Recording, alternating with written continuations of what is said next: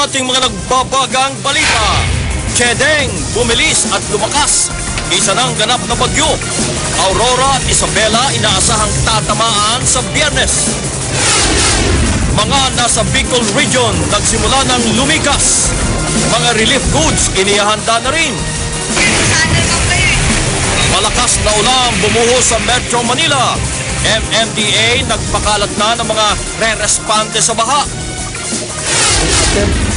Direktor Jokno naghugas kamay sa paglabas-masok ni Leviste sa Bilibid.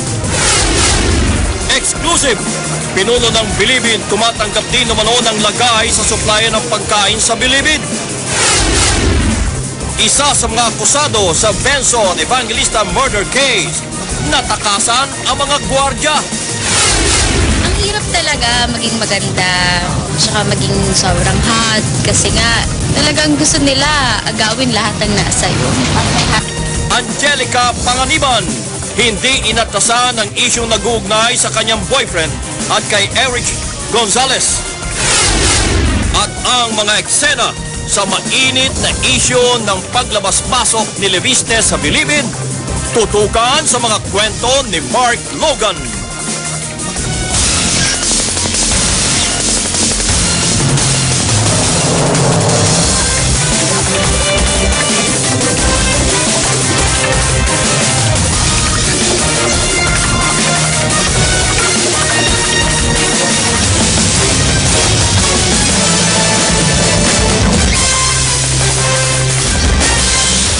Live mula sa ABS-CBN News Center, Manila.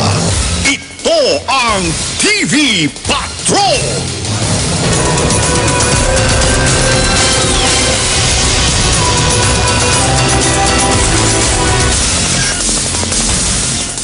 Magandang gabi bayan! Lalo pang lumakas ang bagyong si Chedeng. At kahit wala pang storm signal sa Metro Manila, inilagay na rin ng MMDA sa Blue Alert ang buong Metro Manila kung saan bumuhos kanina naman ang malakas na ulan. Live mula sa Marikina, nagpapatrol si Zen Hernandez. Zen, pag sinabing Blue Alert,